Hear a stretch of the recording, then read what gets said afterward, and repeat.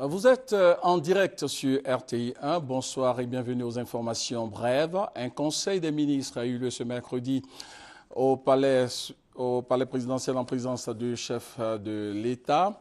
Le président Alassane Ouattara a fait le bilan de sa récente tournée à l'étranger, à Addis Abeba en Éthiopie pour le cinquantenaire de l'Union africaine, au Japon pour la 5e TICAD, la conférence internationale de Tokyo sur le développement de l'Afrique. Le président Alassane Ouattara a également fait le point de sa participation à Paris à la cérémonie de remise de prix Félix Houphouët-Boigny pour la recherche de la paix au président français François Hollande. Ce conseil des ministres a également examiné des sujets concernant la vie du pays. Au journal de 20h, vous aurez le compte-rendu de ce conseil des ministres tenu au palais présidentiel ce jeudi. Demain vendredi, le président ivoirien est attendu à Brazzaville, la capitale congolaise.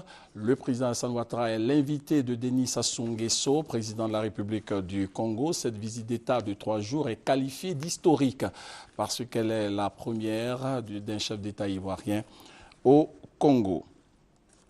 Le Premier ministre ivoirien prendra part au sommet du G8 sur la sécurité alimentaire qui aura lieu samedi prochain à Londres, en Angleterre. Daniel Kablan-Duncan représentera le président Alassane Ouattara au cours de ce 39e sommet du G8 qui va réunir les chefs d'État et de gouvernement des 8 pays du monde les plus puissants économiquement. Il s'agit de l'Allemagne, du Canada, des États-Unis, de la France, de l'Italie, du Japon, du Royaume-Uni et de la Russie. La Chambre administrative de la Cour suprême a publié officiellement ce jeudi les résultats du contentieux sur les élections couplées régionales et municipales organisées le dimanche 21 avril dernier.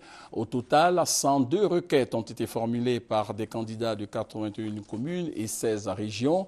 Sur les 102 requêtes, 92 ont été rejetées, 7 jugées irrecevables et 3 requêtes annulées tout simplement.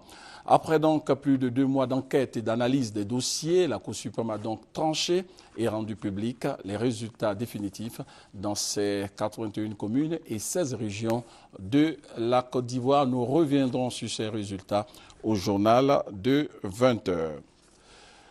L'armée malienne a repris la ville d'Anéfis aux rebelles Touaregs, une ville clé située à une centaine de kilomètres de la ville de Kidal, toujours contrôlée par le Mouvement national de libération de l'Azawad. Ce jeudi, la presse malienne fait ses gros titres sur les combats dans le nord. Hier, l'armée malienne a repris la ville d'Anéfis aux rebelles Touaregs du MNLA.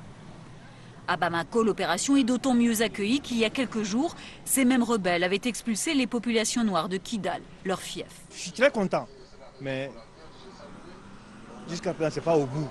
Je veux que l'armée soit jusqu'à Kidal, avant les élections. Mais c'est très important, parce que si l'armée n'est pas à Kidal, je me demande comment des élections auront lieu sur tout le territoire malien. Être à Kidal avant l'élection présidentielle prévue le 28 juillet prochain, c'est l'objectif affiché par l'armée. L'armée qui pour l'heure affirme renforcer ses positions à Anéfis en attendant de poursuivre plus au nord. Pour nous, aller à Kidal pratiquement n'est qu'une question vraiment d'heure. Notre objectif, en fait, ce n'est pas seulement Kidal. Notre objectif, c'est aussi Tessalit.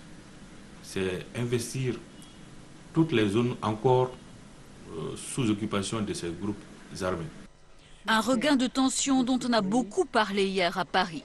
François Hollande recevait le prix de l'UNESCO pour la paix en hommage à son action militaire au Mali. Pour l'occasion, 9 chefs d'État et de gouvernement ouest-africains avaient fait le déplacement.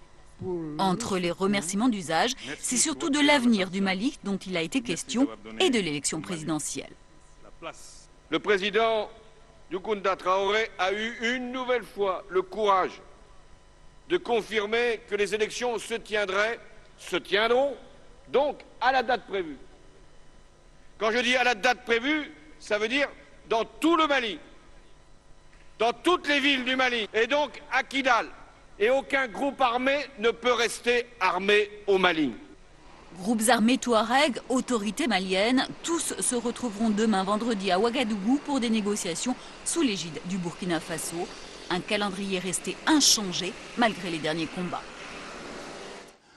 À Madagascar, c'est officiel. Le premier tour de la présidentielle a été reporté pour la deuxième fois.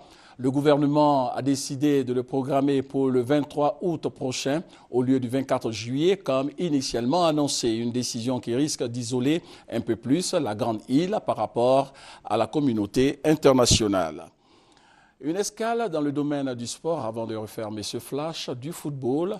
Les éléphants de Côte d'Ivoire se sont envolés cet après-midi pour la Gambie. L'équipe nationale de Côte d'Ivoire affrontera l'équipe gambienne dans le cadre des éliminatoires de la Coupe du Monde qui aura lieu en 2014 au Brésil.